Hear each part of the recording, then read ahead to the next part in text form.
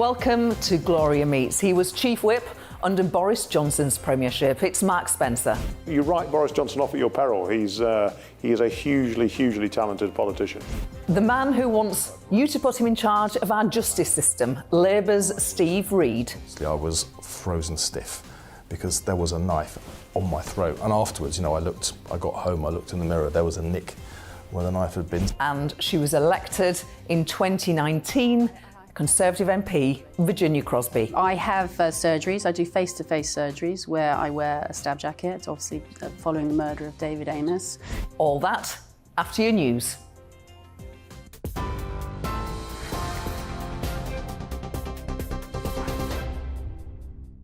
Good evening, I'm Aaron Armstrong. It is 6 o'clock in the GB newsroom. The Prime Minister has indicated he is willing to address nurses' demands for more money and has declined to rule out reopening this year's pay deal. Speaking to the BBC, Rishi Sunak also accepted the NHS is under enormous pressure, but suggested much of that was down to the pandemic. It's understood strikes will continue to go ahead as planned. This month, despite Mr Sunak's comments, the Royal College of Nursing have urged Downing Street to meet the union halfway in its demand for a 19% pay rise. The Shadow Health Secretary, Wes Streeting, though, says Labour couldn't afford that either. I'm afraid I did have to say to the nurses, however much I totally sympathise with their pay claim, I would kind of, in all honesty, Camilla, say if I was in government today, I'd be able to give them 19%. But we did say we would sit down and negotiate. I think that's what the government should do. While Health Minister Maria Caulfield told GBNews she agrees with the Prime Minister that although the NHS is facing undeniable pressure this winter, there are mitigating circumstances. We're seeing a twindemic of both COVID and flu. We're seeing over 50% increase in the number of patients in with flu at the moment. That has a knock-on effect if beds aren't available for A&E, which leads to the long waits, which you describe, and that has a knock-on effect on ambulances being stuck at A&E trying to unload their patients. Well, Labour's been urged to team up with the Scottish National Party to block the government's plans to implement minimum levels of service during industrial action. The bill will be introduced in Parliament shortly to ensure vital public services are maintained during strikes. SNP's Westminster leader Stephen Flynn, though, has requested a meeting with Sir Keir Starmer to discuss policy proposals. Russia claims it's killed more than 600 Ukrainian soldiers in their temporary housing in a strike in eastern Ukraine. Its defence ministry says the missile attack was revenge for a Ukrainian strike on Russian barracks in a Moscow-controlled part of Donetsk that killed at least 89 Russian troops. Russia has yet to provide evidence of the attack. Ukraine's rejected the claim as propaganda. Further shelling, though, did take place in several parts of Ukraine shortly after Russia ended its self-declared ceasefire to mark Orthodox Christmas. China has reopened its borders for the first time in 3 years after imposing strict travel restrictions at the start of the pandemic. Incoming travellers will no longer need to quarantine, but will still need proof of a negative PCR test taken within 48 hours of travelling. China recently dismantled its zero COVID policy, which included some of the tightest restrictions, including frequent testing and mass lockdowns. Some 2 billion trips are expected over the period that includes the Chinese New Year this month. Hundreds of people have been protesting in central London in solidarity with anti-government demonstrations in Iran. Protesters marched through Trafalgar Square earlier, chanting justice for Iran. Yesterday, 2 men were executed by the regime for allegedly killing a member of the Iranian security forces during demonstrations last year. Human rights organisations have described the 2 men, their trial, as a sham. Prince Harry has been accused of making the Invictus Games a target for extremists by revealing in his memoir that he killed 25 Taliban fighters in Afghanistan. The former head of the Royal Navy says the Games, due to be held in Dusseldorf in Germany, will now have serious security issues because of the connection to Harry. He called the Duke very stupid. And King Charles has been seen out in public for the first time since the details from his son's memoir emerged. The King stopped to interact with crowds as he arrived for a church service in Norfolk this morning. It comes as a string of personal revelations have been made public this week, with Prince Harry's book Spare accidentally released early in Spain. And the first ever rocket launch on UK soil will take place tomorrow evening. It's part owned by Richard Branson. The Virgin Orbit Vorbo will launch from a new facility in Newquay in Cornwall around 10 p.m, although that is weather dependent. TV, online and DAB+ radio, this is GB News. We'll have more news at the top of the next hour.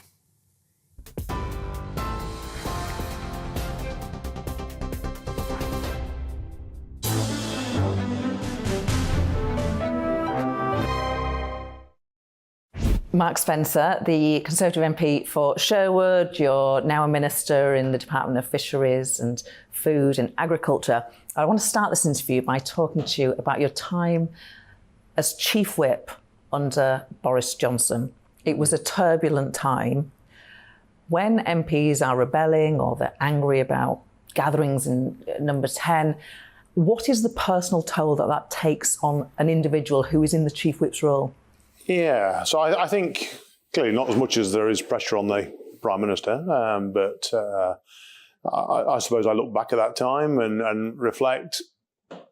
Boris came in as Prime Minister, he got Brexit to deal with, and to be fair, he dealt with that very quickly. But none of us knew that COVID was about to hit us or a war in Ukraine. And, you look back and you think, well, what a privilege it was to be part of that, at the centre of the whirlwind, if you like, during that political turmoil.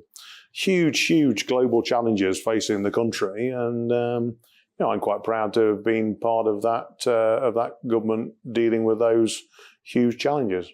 Did you ever have any sleepless nights? Were there particular strains on you? I think clearly you think about it all the time, and you think about how you can affect the world around you and how you can make it a better place. But I've always been a fairly laid-back person and fairly relaxed. I think you just need to try and deal with it as you go along. But we got a cabinet that was sharing that responsibility. We got a Prime Minister that was gripping it, pretty robustly. And I think it's worth looking back.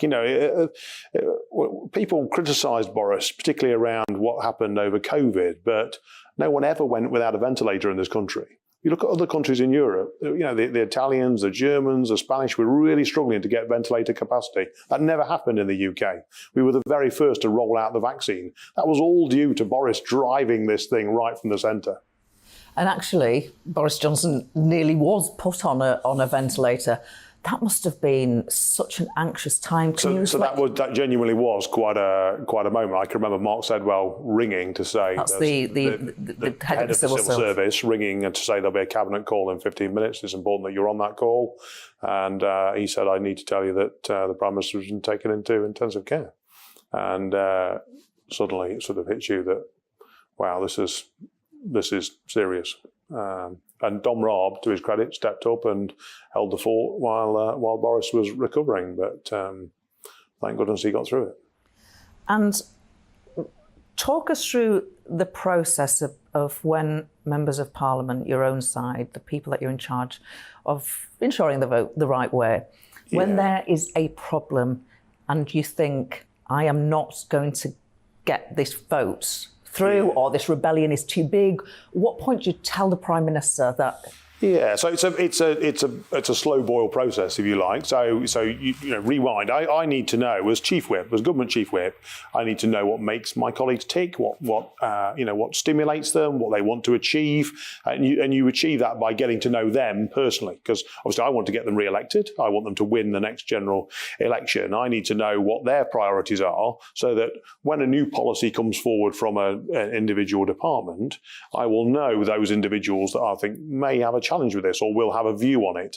And you can then reach out very early to say, look, this is what we're thinking of doing. How do you feel? Do you want to sit down with the minister? And so there's a very slow process to get to the point where someone may well disagree.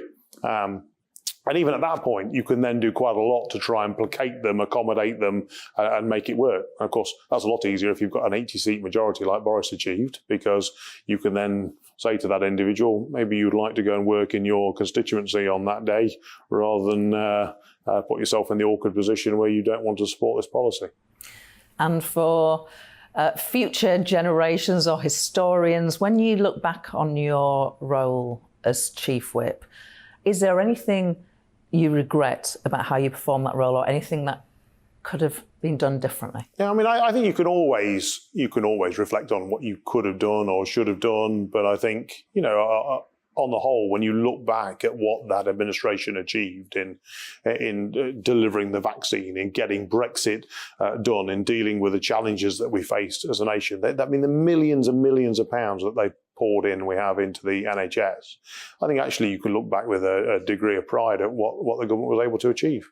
You would have been subject or witness to both probably some angry Conservative MPs during when the Partygate, it just wouldn't go away for weeks, for months, daily negative news stories about what went on in Number 10 during lockdown.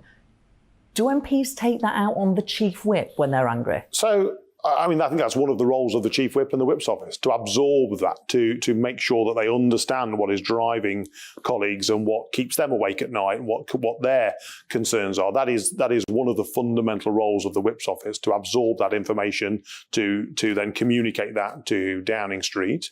And I'd always say to colleagues, I'd much rather you came into my office and shouted at me and told me how angry you were than go on GBNews and do it. Let's keep those conversations internal. I'll try and accommodate you and help you and get to the bottom of what is making you so grumpy, as long as we can do that internally rather than, externally. Was there a moment when you realised it was not recoverable for Boris Johnson, that his leadership was done? So, I mean, you should never write Boris Johnson off. I think we wouldn't be the first people to sit here and say, Boris is time to write Boris off, because if you look back, everybody said he could never become Mayor of London, and he did it. And then they said, well, you'll never get re-elected. You look at the polls are telling you you'll never get re-elected, and he did it.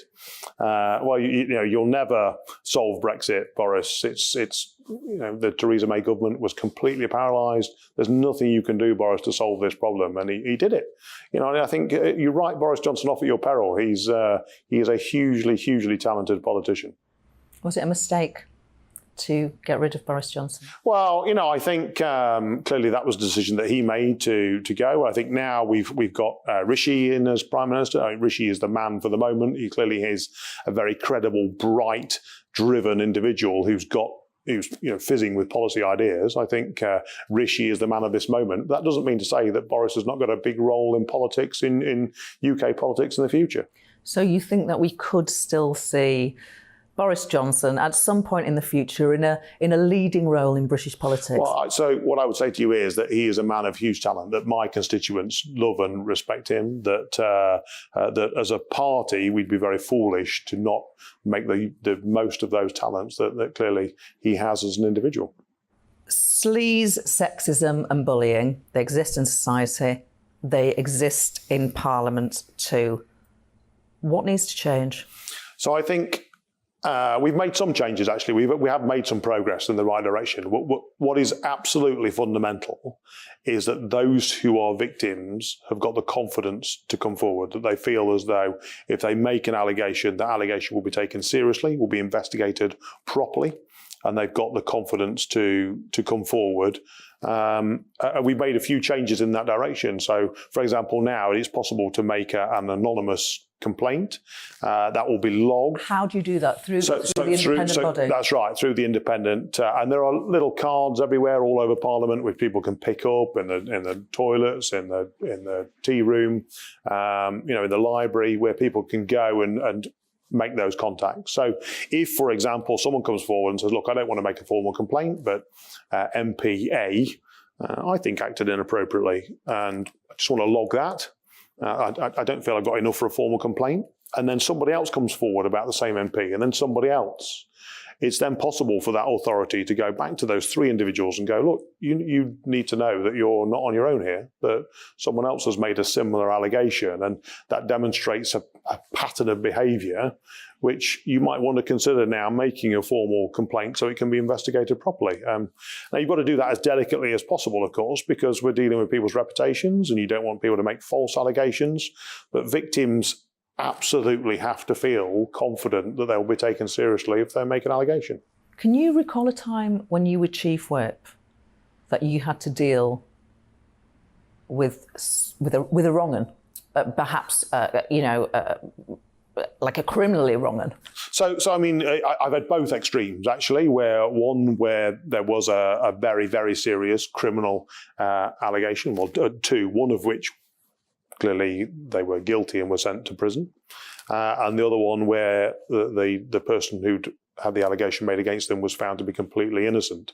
And so you have to deal with both of those allegations in the same way. And if an MP has been accused of something of a sexual nature, something very serious, should they be allowed to come onto the parliamentary estate while that is being investigated? What we don't want to do is end up in a circumstance where, I could quite easily make an allegation against Ed Davey, Keir Starmer and Rishi Sunak tomorrow and wipe the three of them out of the parliamentary process by making a false allegation. That would be wrong.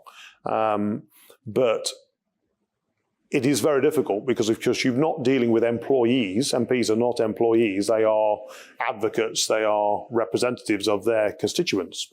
So the power lies with the constituents to get rid of them. But of course, if someone's made a very, very serious allegation about inappropriate behaviour within a parliamentary office, it's then very difficult for that person to keep coming into the parliamentary office, working with an individual that may have made the allegation against them, which is why the Speaker has pulled together this committee to look at those contradictions, if you like. And what about when it's not of a criminal nature, but I don't know, perhaps somebody's making an offensive remark? Yeah. So we should all call that out, shouldn't we? We should call it out immediately. And I think we've got a responsibility as members of Parliament to do that. So I think you have to say, so you're stood in Stranger's Bar, you overhear someone say something that is clearly wrong. You have to go, well, I'm so sorry to interrupt, but I just heard what you said and that was wrong. You should not have said that. You should apologise for what you just said because you clearly caused offence to that individual. And call it out there and then. And you don't have to do that in an aggressive way, but I think you then start to change that culture slowly by calling it out there and then. And other people should then step in and go, actually, he was right. You shouldn't have said that. Do you think the fact that you mentioned the Stranger's Bar, which is sort of like, there are many bars, that's sort of like a pub type of bar in the Commons. Does that play a part, do you think, the number of drinking establishments? So, alcohol is a fact of life, I'm afraid. And if you don't have a facility for members of staff at the end of the day when they finish their work to go and have a beer together and to socialise, then they'll go off-site and do it, or they'll drink in their offices behind closed doors. Now, I put it to you, actually, you're probably in a much safer environment where there are journalists and other members of the public and civil servants around. That's actually it's a fairly healthy place to go and have a quiet drink. Now, of course, there'll be examples of where people have taken that to extreme and they've got an issue with alcohol. I think many people would be surprised actually at the drinking culture. I would say not most MPs, but there are definitely occasions. I'm not painting myself as an angel in this either. Of going through the lobbies drunk, voting on issues with, a skinful inside you. I've not seen that very often, to be honest. It's not, I think there's a danger that we overpaint this as a problem. I don't see there's an issue with people having a quiet drink with a few mates at the end of the day when you've finished your work. Clearly, you don't want colleagues to be drinking excessively at lunchtime and then having to deal with constituents. But that's judgments that MPs should be able to make for themselves without the authorities getting involved. And to go to your current brief, fisheries, your fisheries minister, it's in your responsibility list. The Great British Chippy. Yeah. It's having a blooming tough time right now. We've got chippies closing. It's no longer a cheap meal. How do we save the British chip shop? Well, I think you can make the same argument about the high street, to be honest, as well. It's not just fish and chip shops. There are lots of those shops are under pressure. Now, the fundamental answer, the direct answer is you've got to use them, otherwise you'll lose them. If you don't use your fish and chip shop, it will disappear because it won't have the trade to be able to continue. I would say to people, use your fish and chip shop because it's a great British tradition, and stick a few mushy peas on the side as well. Mark Spencer, it's been a pleasure. Thank you. Coming up, Shadow Justice Secretary Steve Reid. Until you lose your own parent, you don't know quite what it means. And it's shocking, it's heartbreaking, it's devastating, but it's life-changing.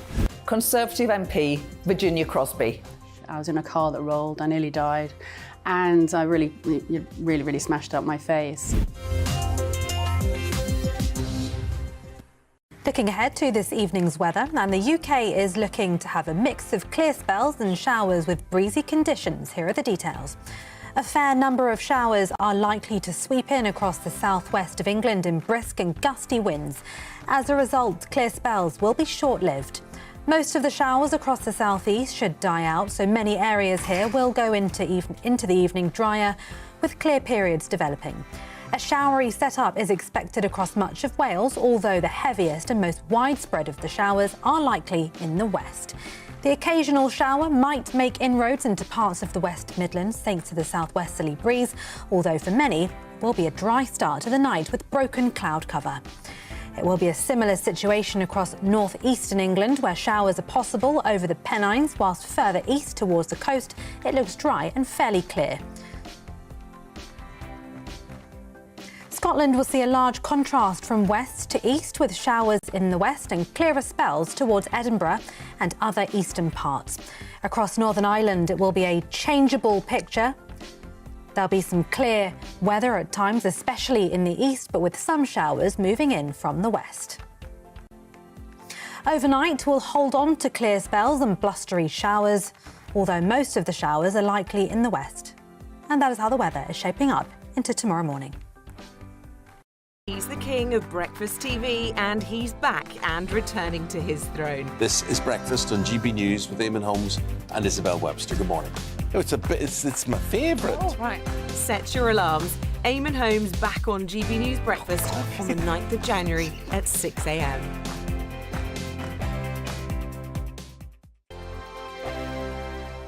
We are GB News, and we'd like to say thank you to each and every one of you for bringing us your conversations, for helping our great nation find its voice. We are here for you on radio, television, and online, across England, Scotland, Wales, and Northern Ireland. It's not the BBC, you actually get your facts right. We are proud to be GB News, the People's Channel, Britain's news channel.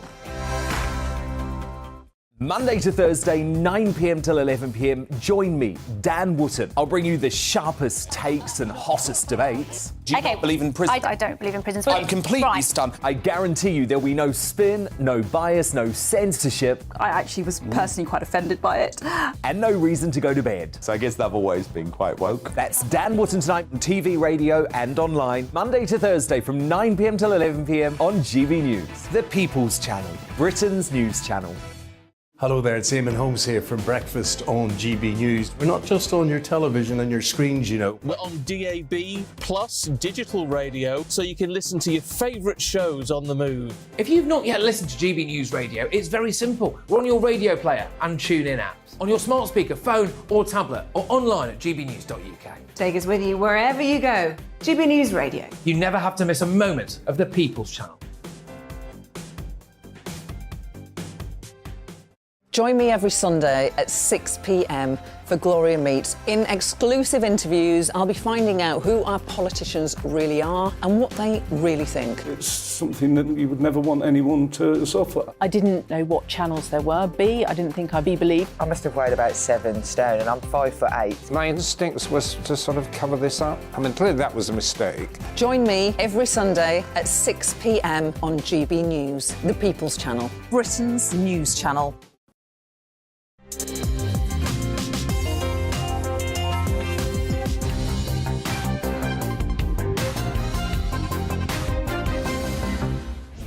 Steve Reid, Shadow Justice Secretary, 59 years old, which right. I was surprised when I read that. You're kind. You shadow Dominic Raab. How do you get on with him?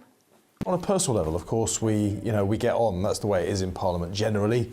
People are quite pleasant as human beings. Politically, we have pretty significant differences. And there's been a bit of a revolving door going on there, hasn't there? Raab was in the role, then in came Brandon Lewis, then he was quickly out the door, and we've just got Raab back again. And I'm afraid I don't think Raab's done a very good job. Let's talk about you. You are an out gay man. You've had a long-term partner. You got married. Yes.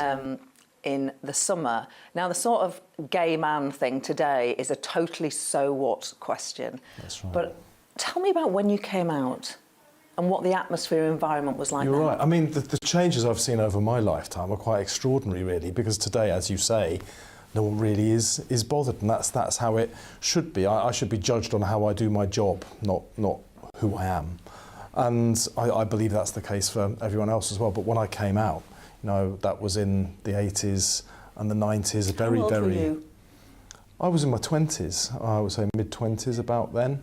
And it was the time when, I don't know if you'd remember this, but the Thatcher government was passing a really offensive piece of legislation, Section 28 it was known as, and really it characterised gay relationships as pretend relationships, and at the time you could still be sacked from your job for being gay, for instance, simply because of who you loved. Really? Yeah, and I was absolutely. I'd always thought, going through university, I did an English degree, I'd always thought I'd be a teacher. But one of the reasons I didn't was because of this legislation, and I didn't want to be hounded out of a job in that kind of way, again, because of who I was. This was a law which explicitly said you mustn't promote homosexuality in schools. Yes, which basically meant teachers couldn't teach kids about being gay. And if you're a kid growing up gay at a time when there was, AIDS was much more rife than it is today, you were effectively not informing children about sexual education, safety, personal safety, but also that their relationships were valid. And if you do that to a kid, you really damage them emotionally, and that damage can live with you for life. So that's why I say it was a pernicious piece of legislation. But I campaigned against it. So I was outside Parliament when that law was going through, campaigning against it. But then, some years later, I was in Parliament, elected in a by-election in 2012, and that December, just a few weeks after I was elected, one of the first things I spoke in and voted for was equal marriage. So for me, my journey was to go from protesting for equality outside Parliament to being inside Parliament voting for a significant piece of equality legislation. So that, I think, demonstrates how our country has changed, and really Parliament was catching up. You said that you came out in your 20s. That's right. Did you always know you were gay? Yes, I did. I mean, it's a strange thing because at the time I was growing up, it wasn't really spoken about or accepted. My parents were, very, very liberal and tolerant of that. So the problem didn't come from them, and it was a societal pressure that I felt on me. So it's a strange way to put it, but I knew it and I didn't at the same time. I had these feelings, and they were developing as I was growing into puberty and beyond. But I kind of suppressed them. And to suppress something that profound about your character is damaging. And it damages most gay people who self-repress in that way. So for me, coming out in your mid-late 20s is quite late. And I think the reason was because of that self-repression, which came from the societal pressures that I felt around me. But also, as I said at the time, a Conservative government actually enacting legislation telling you you're a second-class citizen and that your relationships and the people you love didn't matter, which is a shocking intrusion into a private life of people of any country by their government. You lost your dad this summer. That's right. Well, we both did, didn't we? And, that creates a point of human connection, doesn't it? I didn't...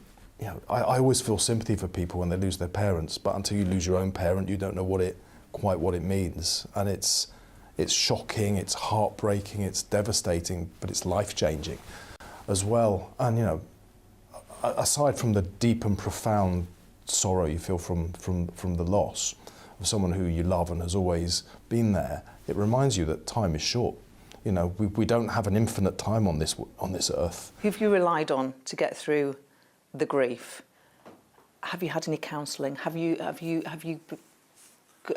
felt depressed? Well, I'll tell you one of the things that's come from losing my dad is you really, realise how important your family is around you, because the one thing that binds us all together is our dad. Me and my brother and my sister, our dad's always been there.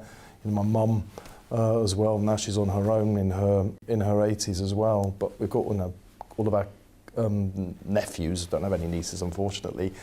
But it's so brought us all together. And although it was through sorrow, there's been a real joy in discovering that strength that is in our family. And it's just reminded me, for all that we do in our work lives, family is at the heart of who we are, I think, and those emotional relationships shape us and they get us through the worst experiences in our lives.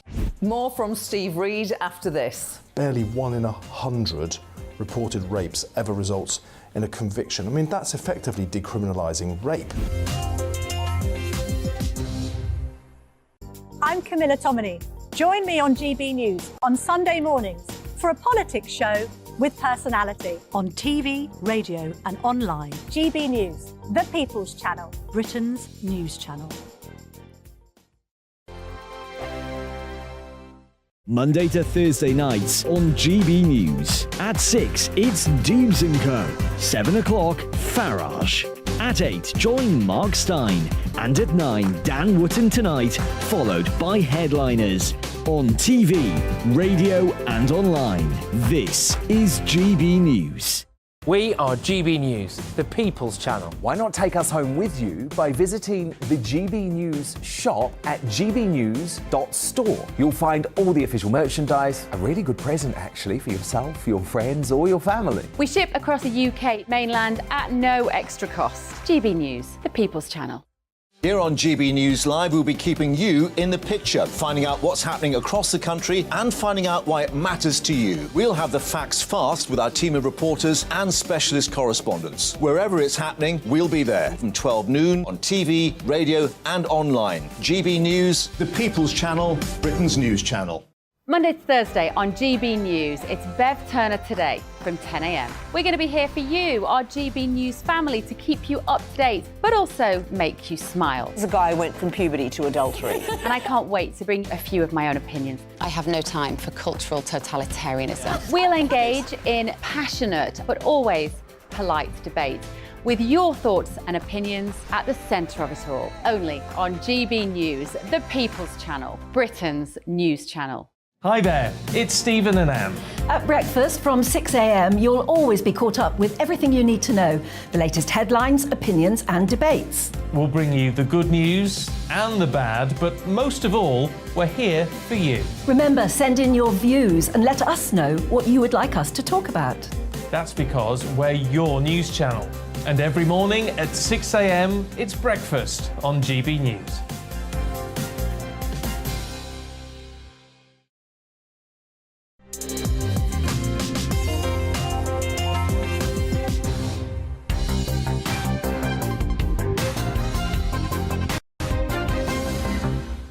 Something horrible happened to you about 20 years ago from what I've read. You were robbed by 2 men with a knife. That's right.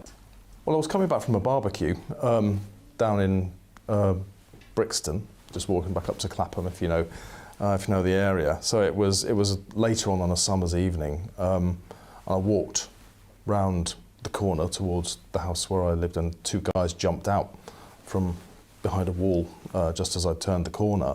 One of them grabbed me with a knife at my throat, and the other one started rifling through my pockets and took away a bag that I was carrying, and obviously I was frozen stiff because there was a knife on my throat. And afterwards, I got home, I looked in the mirror, there was a nick where the knife had been, so this was a real thing. So, given the role I've got today, it gave me a real insight into what it's like to be a victim of a potentially very violent crime. Nothing more than that happened. They stole my wallet, they stole the bag that I was carrying, but I was shaken, and that fear lasted a long time. I was very afraid to walk down darkened streets at night for months after that incident. Much more aware of who was around me. Even today, I still won't wear earphones because I can't hear who's walking along behind me. So I know how being a victim of crime can affect your perception of the world around you. And it's one of the reasons I've always felt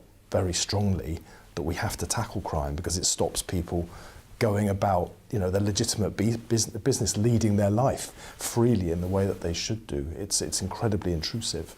Some people watching this might listen to that story and think, people who do that, if they are caught, you should lock them up and throw away the key. Well, Gloria, I fully understand the need for retribution. My first instinct was catch these, and there would have been a term I shan't repeat on your show, and punish them for what they've done. And I wanted that to happen because they'd done something that had left me fearful. They'd physically taken things away from me. You feel invaded, you feel assaulted because you have been. And I wanted them punished, but I also wanted them caught, and I wanted them locked up, if that were the appropriate thing to do with them, so they couldn't do this to other people. Because you shouldn't be allowed to wander around and harm and injure and frighten and steal from other people living in our society. It's just not acceptable. So, and I take that learning into the role that I've got today. I'm Shadow Secretary of State for Justice, and I believe very strongly that prison, offenders should be punished if they're caught. But like every other victim, I'd rather not have been a victim in the first place. So I'd like there to be a much stronger emphasis on prevention of crime, the things that go wrong in young lives that lead them to offend later in life. I think there's a lot more we could do that way. I've no idea whether the guys that did this to me had that, or they were just out on the rob. But generally, my general view is that children are not born bad. Circumstances around them make them more likely to offend. And if you can intervene and stop that from happening, then you've done a favour for that kid, because you steer their life on the right path. You've done a favour to the potential victims they might have offended against, because they never become victims. And I just think we just don't focus enough on prevention of crime, leave alone punishment, which I think the government has also gone backwards on. For me, if these guys had been caught, I would have wanted them punished. I understand retribution. You wanted them locked up.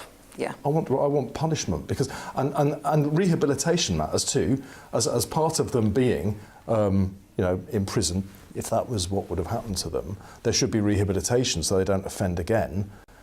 But I think it's an entirely legitimate human impulse to want somebody who has offended against you to get punishment because of the offence they committed. And so I fully understand retribution, but rehabilitation matters as well, so they don't do it again. There is a perception from some people that people on the left, some people on the left, care more about criminals than victims. It's your job to challenge that perception, isn't it? Do you recognise that it is a problem? I recognise the perception, and I think under Labour's previous leader, we went too far in that direction. That's my view, but we've now got a very different leader, Keir Starmer, the former Director of Public Prosecutions, who was knighted for his work effectively in helping to cage criminals. So, he puts a very strong emphasis on the fight against crime. Labour wins the next election. Let's imagine that. You are sat at your desk the first day as the country's Justice Secretary. What's the first thing you're going to do? The first thing I want to do is actually, of everything that I've seen going wrong in the criminal justice system, the one that I think is the most pernicious is, this epidemic of violence against women and girls. And the fact that when you look at the stats, barely 1 in 100 reported rapes ever results in a conviction. I mean, that's effectively decriminalising rape, in my opinion. And if you're one of those few, and it's nearly always women, one of those few women who is a rape survivor who gets to court, the average wait is 3 years. 3 years now, that's shocking when you've been a victim of an offence like that. So the first thing I would do is order the opening of specialist rape courts, because that way we can speed up these cases. I'd like to get them down to below 6 months wait rather than a 3-year rape, and I want to cut the backlog in the court. So if you are the victim of an offence as violent and aggressive as rape, you have confidence that the criminal justice system is on your side. That is my first message. Steve Reid, Shadow Justice Secretary, thank you for talking to me today. Coming up, Conservative MP Virginia Crosby. He tried to take his life several times. He had a young family. And I was absolutely devastated when he succeeded. I'm Michael Portillo. Join me on GB News on a Sunday morning for topical discussion, debate, arts and culture, and sometimes even ethical dilemmas. I don't always agree with you, Michael. Michael Portillo, Sundays on GB News, the People's Channel, Britain's news channel. Every morning from 6 o'clock, we'll wake you up with GB News Breakfast with all the stories you didn't know from the night before. So whether it's serious news, entertainment, or your own views from all over our great nation, we're here to kick off your day with a smile. The national media should be reflecting and reporting what's happening here. You will notice the northwestern accents. Whether you're with us on TV, radio, or online, every morning, it's breakfast from 6 a.m. Hope you can join us. We are GB News, right across the nation. You can get us on television, on radio, on digital. We're absolutely everywhere. Amazing! You see, amazing! You remind me of me in the European Parliament. But here's the most important bit. We are not part of the mainstream establishment. We think and speak just like you do. We are the People's Channel. Magnificent. That's really, really thoughtful. Come and join us on GB News, the People's News Channel. My name's Tom Harwood and join me 9:30 a.m. every weekday for The Briefing, your one-stop shop for everything you need to know about what's going on in politics today. I wonder if this is a deal that might need to be like the biscuits in this factory, twice baked. Is there not an opportunity here to win out against the extremes? Tom Harwood, GB News. What are you going to do about it?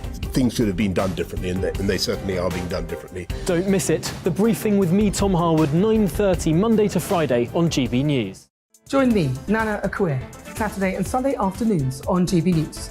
Expect fiery debate and passionate discussion as me and my panel tackle some of the biggest topics hitting the headlines. It's a place for everyone's opinion. No one gets cancelled, but no one gets an easy ride. Oh, she's on it today! Be ready for conversations that are fierce, frank, and of course, fun. Every Saturday and Sunday afternoon from 4 p.m. on GB News, the People's Channel.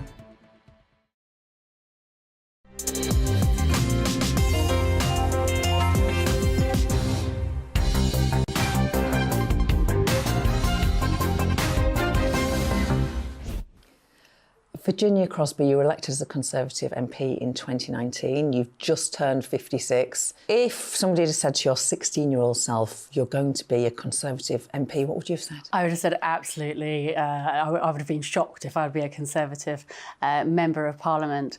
At the age of 16, I was the first person in my family to stay on at school beyond the age of 16. My grandfather was a miner. My mother worked in a jam factory, and it was thanks to inspirational teachers that I actually stayed on in the sixth form and actually went to university. So I think if you said to me, now I'm sitting here talking to you and I'm the Member of Parliament for Arnismore. This was a constituency where I didn't even speak the language. My nickname in Westminster is Atomic Kitten. I'm trying to get a nuclear power station. And I also ended up with four young adults, four teenagers, because I had the daughter of a Ukrainian MP for the last 6 months. So my life has changed dramatically over the last 3 years. You've been living with, or you've been hosting, welcoming into your home the daughter of a Ukrainian MP? That's correct, yes. Part of Zelensky's party. A lovely, lovely young lady. And she was really embraced by Anglesey. She worked in one of the local cafes. And she's now studying here in London and hoping to go to university next year. You seem like a very upbeat person, but reading about you, there's been a lot of tragedy actually in your life. Tell me about the car crash that you're involved in. Yeah, I have had a very, very challenging life, and I think one of the opportunities here today is to talk about my background and the things that make me the person that I am. And before I went to university, I had a really terrible car crash. I was in a car that rolled. I nearly died. and I really smashed up my face. And I had around 10 years of surgery to put my face back together. I had to wear a mask at night. I had to wear sort of gel patches on my face. But during my maiden speech in the House of Commons, I actually stood up and I thanked the plastic surgeon and his team that had supported me, not only physically, but also emotionally and mentally. He really ensured that I went to university, and he really gave me the courage to keep going.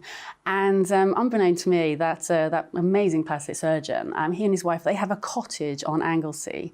So I had the privilege of actually going to meet him and meet his family. And together we helped raise money for his charity, which is called Cleft, which funds surgeons to go out to places like Bangladesh and to actually train other surgeons to treat cleft palates. So it was my opportunity to actually support him and give something back to him. Gosh. It must have been absolutely terrifying. Were you a passenger in the car? I was a passenger. That moment of impact and the rolling, can you still visualise that? Do you have flashbacks to that moment? Is it imprinted on your memory, that moment?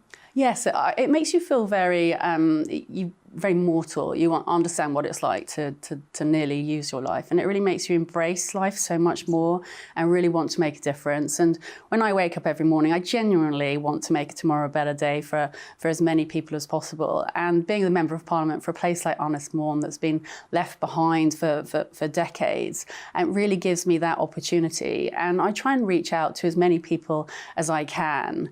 And I think of the island, like a cake, cutting it into slices. And I want to help the young people, the elderly, the farmers, the tourism sector. And I want to deliver and trying to deliver for every single person on that island. I aim to have a reputation for working hard, for being very approachable, and really roaring like a lion for Ynys in Westminster.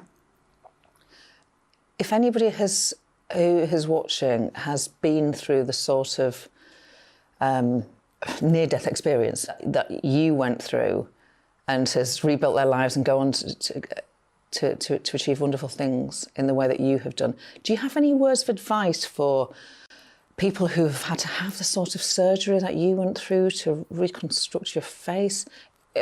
An amazing job. I'm looking at you and you look fantastic. I mean, it takes a lot of courage. It takes an awful lot of courage. And what I would say to people is to keep going. One of the reasons I talk about my background, and I'm very happy to talk about my background, as I want people to think, do you know what? If Virginia can do it, anyone can. If Virginia can become a Member of Parliament with her background, I'm really, really proud that I've got working class roots. And a lot of people think that Members of Parliament are very privileged and they've got, landed estates. And I want people to know that is not my background. And I want other people to look at me and look at what I've achieved and think, do you know what? I can do that too. The car crash is not the only tragedy you have survived.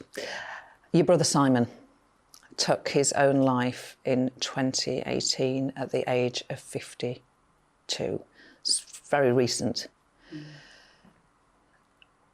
Tell me about the build-up to him taking his own life. Well, we were very, very close. We very close in age. So a lot of our school time, we were in the same class at school, we were in the same choir, the same hockey team. We had the same experiences. And he knew everything that I've been through, and he'd also knew how far I'd come. And it was somebody where you didn't actually have to explain things. So we used to speak on a regular basis, and really it was he became ill and very, very depressed and very, very, very suicidal, and it was a really difficult time. He tried to take his life several times. He had a young family, and I was absolutely devastated when he succeeded. And I think one of the saddest moments I've ever had was trying to put a tie on his young kids for the funeral. It was really, really, really difficult. And I was the only one that spoke at his funeral, actually. And when the coffin was going, he had actually asked for them to play the Blue Ridge Mountains of Virginia, which even in his death, he always had the last line. I read that, and this was an interview a little while ago, that you still text him sometimes. Do you still text him now? I do still text him, and whoever's got his mobile number now must be wondering what's going on. But no, I do. I still feel very close to him, still go through the photos. We had so many shared experiences together, and in my maiden speech, I mentioned, there was one person that I wished could have been there, that I wished could have been listening, that knew how far I've come, and he wasn't, he wasn't there. But I still feel incredibly close to him. And one of the things that I've done as a Member of Parliament for Honest Morn is I launched a campaign to get 100 people trained in mental health first aid. And I think particularly with my experiences and with the pandemic, we can really see mental health is on the increase. So I think it's important that part of the role, I think, of being in public service is to really show by example. And I think it's important that we talk about mental health so that people know how to get help and that we can help in terms of signposting. How did you hear about Simon? I received a phone call from his wife, and it was the most devastating phone call. And it's the time that your life changed forever. And most things that happen in your life, you can sort of undo, or you can make a difference, or you can change, or you can do something about it. I'm quite a doer, I'm quite proactive, I've got a lot of energy, and this was something I simply could not do anything about. He was gone. And when I went to see his body, actually, with his wife, I was very angry. I was very angry that he'd left his wife, he'd left his family, he'd left me. I was very, very angry. But I'm just determined that other people, if I can save one life by supporting other people, then that's the right thing. And are there processes or mechanisms that have helped you to deal with something so awful? It's heartbreaking to hear about Simon and about your experience learning about it, the funeral, viewing the body. How have you got through? I'm a very practical person, and I've got a lot of energy. I'm used to working very, very hard. So I think I've worked through it by dealt with it, not really dealt with it, but worked through it by really helping other people. And I think that's a pattern I've seen throughout my life, whether it was my car crash, helping with a charity called Cleft, helping with this mental health campaign. And my husband and I, we lost a baby, and I got involved with the charity Save the Baby, working with Professor Leslie Regan and helping raise money for early pregnancy complications and miscarriages. So I've been able to use my experiences to help other people, and that's how I deal with it.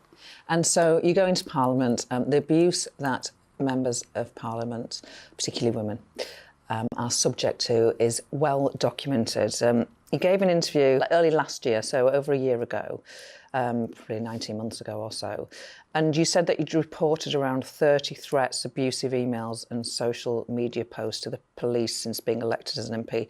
You said that in March 2021. We are now about to start January 2023. Have things improved since you said those things? Absolutely not. If anything, it's even worse. And it's not just myself, it's a lot of other, particularly female MPs. We're not on Twitter. Even before we've had breakfast, many of us have received one or two threats. I think there's an awful lot more that we can do in terms of this social media and the abuse, and I think there needs to be more accountability. I think the reality is people can turn to social media with impunity. I believe on Twitter that accounts should be verified, and on Facebook there needs to be fines. There needs to be fines to some of these social media companies for allowing this content, and there needs to be much more control of the ability for the end user to control what they can actually see. Have you ever felt threatened in real life? Virtually is horrible. I know it. I've been there. I've seen emails. In real life, have you ever thought, gosh, this is getting a little bit intimidating, this situation? I have been. I have been in difficult situations. I have surgeries. I do face-to-face surgeries where I wear a stab jacket, obviously following the murder of David Amos, and also I have security protection as well. And I think it's important that I have direct contact with my constituents. And unfortunately, this is one of the things that I have to do to ensure that I can actually do the job that I was elected to do. And final question. Despite all of that abuse, the fact that you have to wear a stab jacket to do a central part of your job, which is to give advice and help to constituents, any woman, whatever party, who's looking and thinking, gosh, that's not for me, are they wrong? Should they do it? No, please step up and get involved. We need you. This, being the Member of Parliament for Honest Morning, it's the best job in the world. It's the hardest I've ever worked and the happiest I've ever been. It's an opportunity to make a huge difference to an island that they needed a champion, and they've certainly got one. We need more women. Around a third of MPs are women, and just over 50% of the electorate are women. So we need these women to step up and get involved so that the legislation, the laws that we are passing reflect the whole of the electorate. And if they need help or support, just get in touch with me. I'd be delighted to help. Very positive note to end on. Virginia Crosby, thank you. Thank you for talking about and sharing the real you. Thank you, Jochen Bauer. I'll be back next Sunday at 6 p.m. with more of the most revealing political interviews. Looking ahead to this evening's weather, and the UK is looking to have a mix of clear spells and showers with breezy conditions. Here are the details. A fair number of showers are likely to sweep in across the southwest of England in brisk and gusty winds. As a result, clear spells will be short-lived. Most of the showers across the southeast should die out, so many areas here will go into the evening drier, with clear periods developing. A showery setup is expected across much of Wales, although the heaviest and most widespread of the showers are likely in the west. The occasional shower might make inroads into parts of the West Midlands thanks to the southwesterly breeze, although for many will be a dry start to the night with broken cloud cover. It will be a similar situation across northeastern England, where showers are possible over the Pennines, whilst further east towards the coast it looks dry and fairly clear. Scotland will see a large contrast from west to east, with showers in the west and clearer spells towards Edinburgh and other eastern parts. Across Northern Ireland, it will be a changeable picture. There'll be some clear weather at times, especially in the east, but with some showers moving in from the west. Overnight, we'll hold on to clear spells and blustery showers, although most of the showers are likely in the west. And that is how the weather is shaping up into tomorrow morning. On Mark Dolan tonight in My Big Opinion monologue, Rishi Sunak must stand up to militant trade unions. It's the biggest test of his premiership. It's make or break for the economy, the country and